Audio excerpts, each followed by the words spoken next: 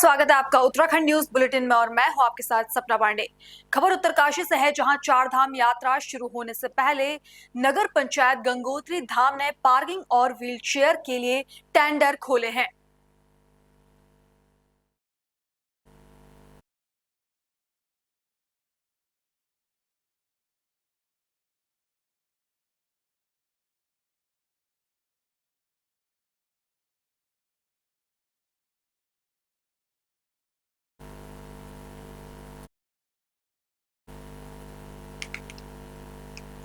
नगर पंचायत गंगोत्री में चार धाम यात्रा के लिए हुई टेंडरों से व्यापार मंडल गंगोत्री नाराज है और उनसे सरकार ने कड़े नियम बनाने की मांग की है।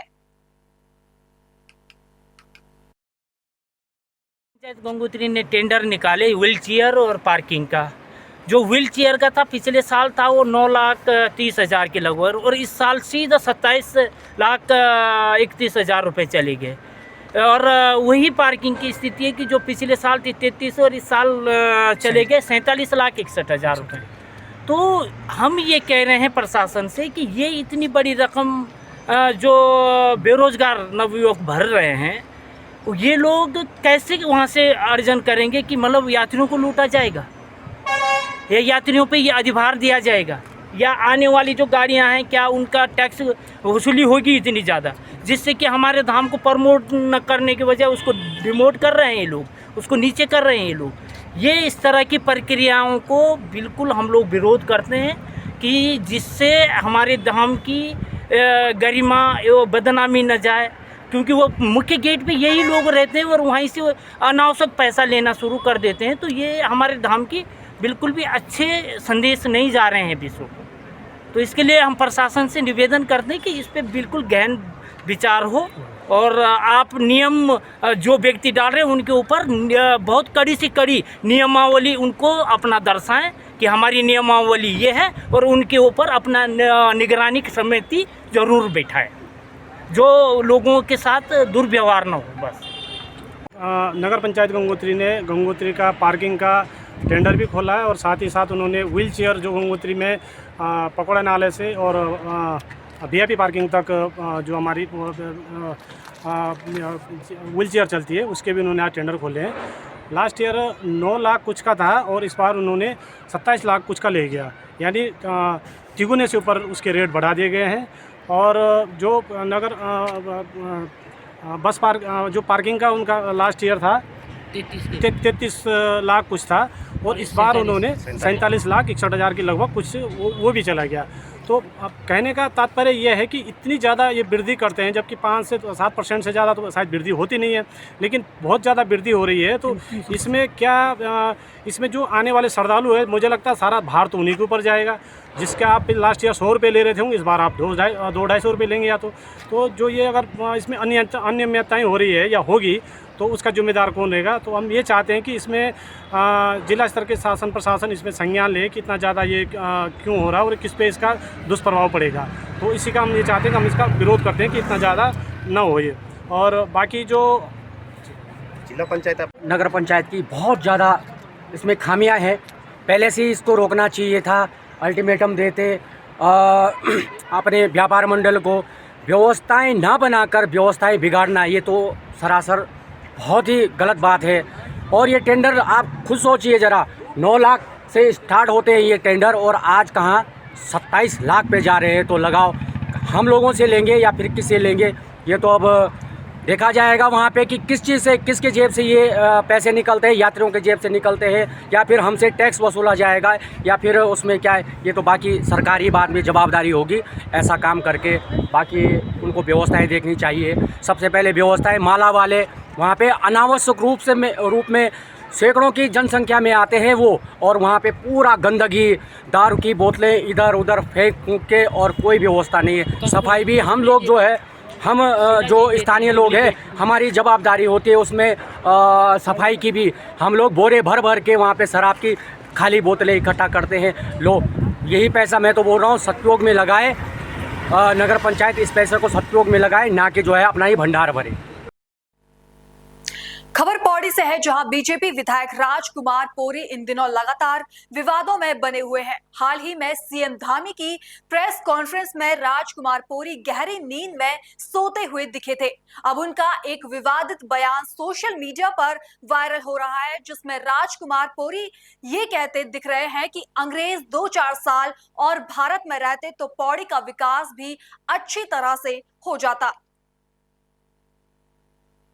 पौड़ी का हमारा रोना है और हम सब का ये एक दुखड़ा है कि वास्तव में पौड़ी इतनी सुंदर जगह होते हुए मसूरी के बाद जो पर्यटक स्थल आता है तो पौड़ी का नंबर आता है, मेरे को लगता है।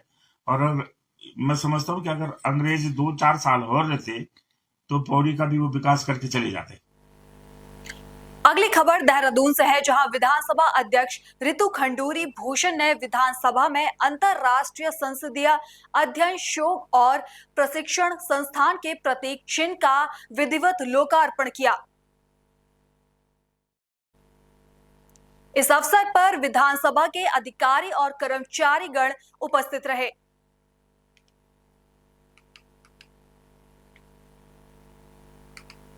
अगली खबर कोटद्वार से है, जहां विधानसभा अध्यक्ष रितु खंडूरी भूषण ने प्रधानमंत्री की संचालित निक्षय मित्र योजना के तहत बेस चिकित्सालय कोटद्वार के 10 क्षय रोगियों को जय दुर्गा सामाजिक कल्याण संस्थान के माध्यम से गोद लिया है। सरकार के 3 वर्ष पूरे होने के उपलक्ष्य में पौड़ी के कंडोलिया पार्क में क्रॉस कंट्री दौड़ और साइकिलिंग रैली का आयोजन किया गया।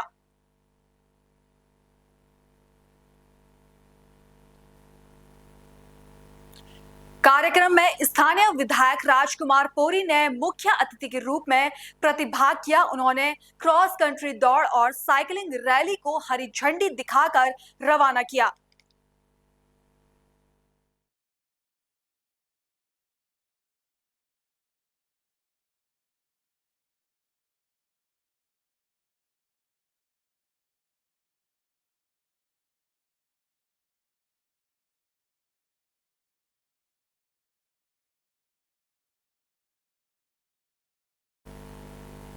सरकार के 3 वर्ष पूर्ण होने के उपलक्ष्य में पौड़ी के कंडोलिया पार्क में क्रॉस कंट्री दौड़ और साइकिलिंग रैली का आयोजन किया गया।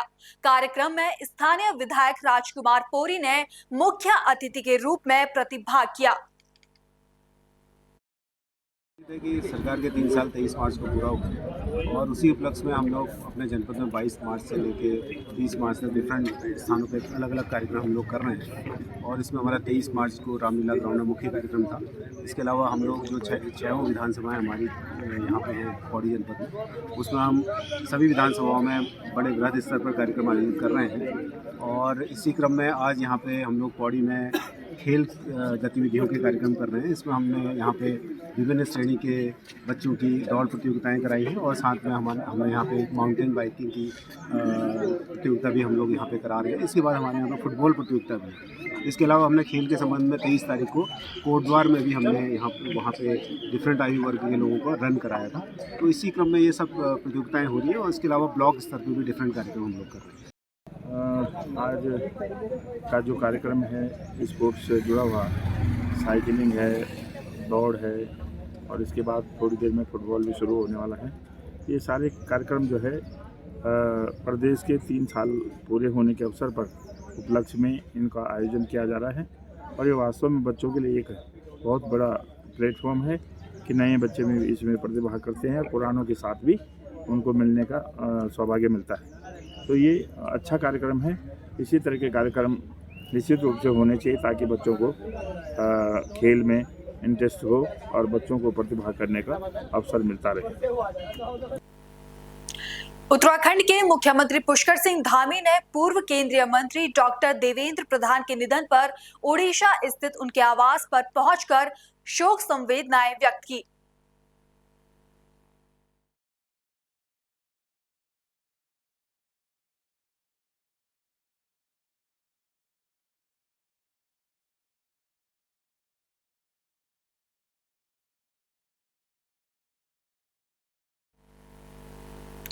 अगली खबर उत्तरकाशी से है, जहां गंगोत्री और यमुनोत्री हाईवे के हालात सुधरने का नाम नहीं ले रहे हैं।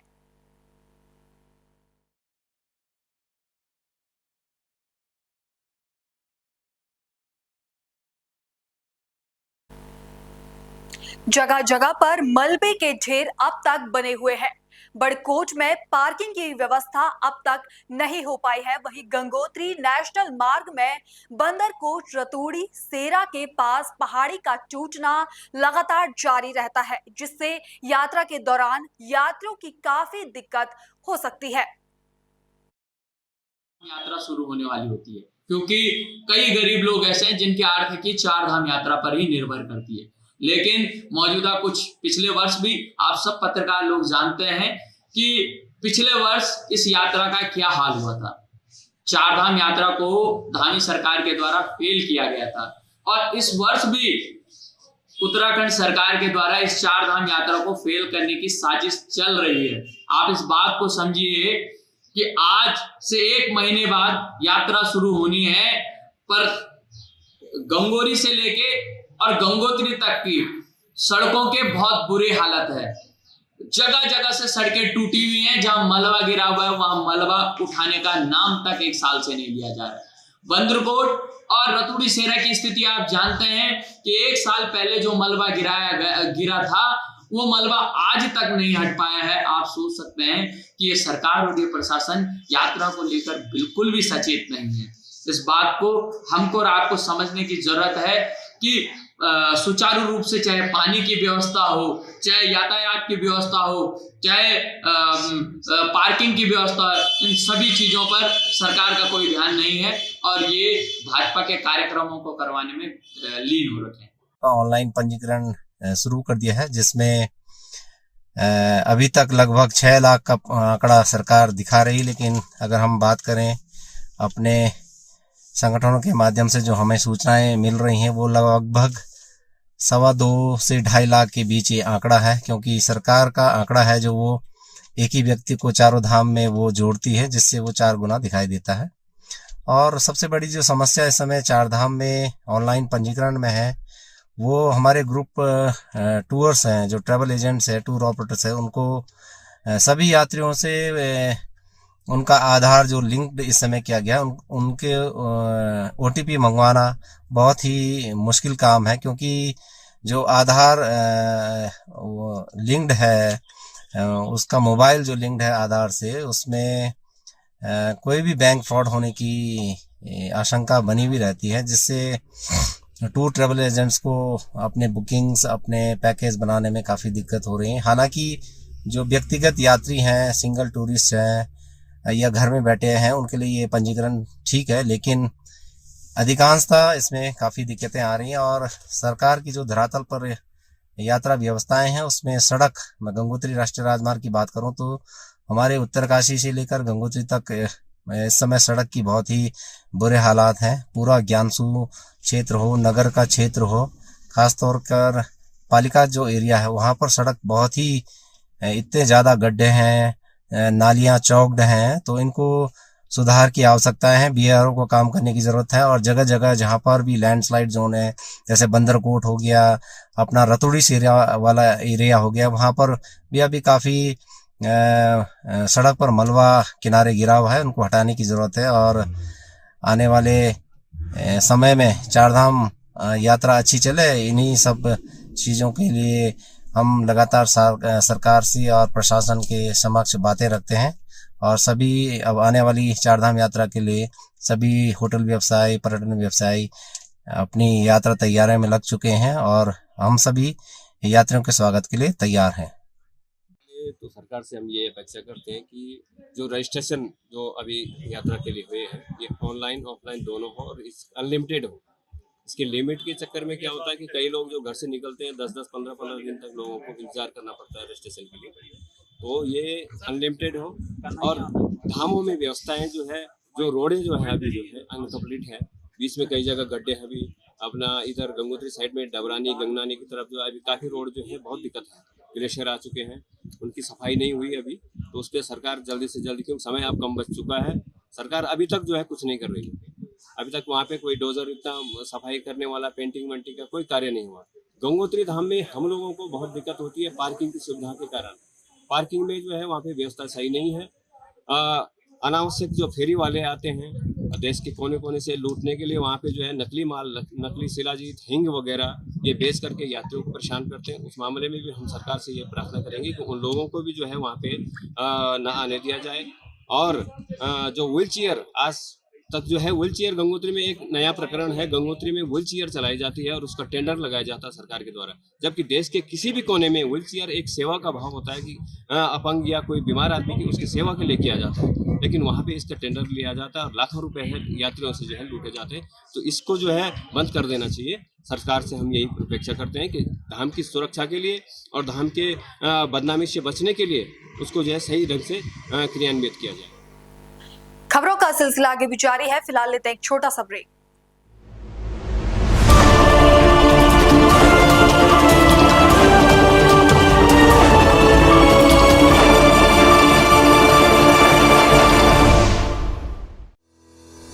रोजगार डेवलपर्स, अ यूनिट ऑफ रोजगार डेवलपर्स एंड प्राइवेट लिमिटेड। घर वहीं जहां हो आपका भरोसा। पिछले 15 सालों से आपके सपनों का घर हमारी प्रतिबद्धता। रोजगार डेवलपर्स का पता है शिमला बाईपास रोड, गणेशपुर, देहरादून। रोजगार डेवलपर्स से संपर्क करने के लिए अभी डायल कीजिए 9897054026 पर या 8433207910 पर। रोजगार डेवलपर्स, आपके सपनों का साथी। रोजगार डेवलपर्स आपको दे रहा है देहरादून की घाटियों में अपने सपनों का घर बनाने का सुनहरा मौका। रोजगार डेवलपर्स लाया है शिमला बाईपास रोड, शेरपुर में 3 एकड़ में गेटेड सोसाइटी, बहुत ही किफायती दामों में, जहां मिलेगा आपको कुछ ही मिनटों की दूरी पर अपनों के लिए स्कूल, कॉलेज और हॉस्पिटल। इस अवसर का लाभ उठाने के लिए आज ही संपर्क करें और अपने सपनों को साकार करें। रोजगार डेवलपर्स का पता है शिमला बाईपास रोड, गणेशपुर, देहरादून। रोजगार डेवलपर्स से संपर्क करने के लिए अभी डायल कीजिए 9897054026 पर या 8433207910 पर।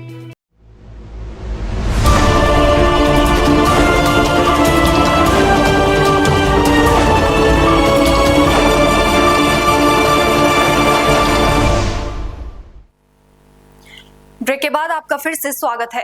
अगली खबर पौड़ी जिले से है, जहां गीता आश्रम में सरकार के 3 वर्ष पूरे होने के उपलक्ष्य में जिलाधिकारी डॉक्टर आशीष चौहान की अध्यक्षता में रात्रि चौपाल आयोजित की गई। इस दौरान स्थानीय लोगों ने अपनी समस्याएं रखी और कई समस्याओं का मौके पर ही निस्तारण किया गया।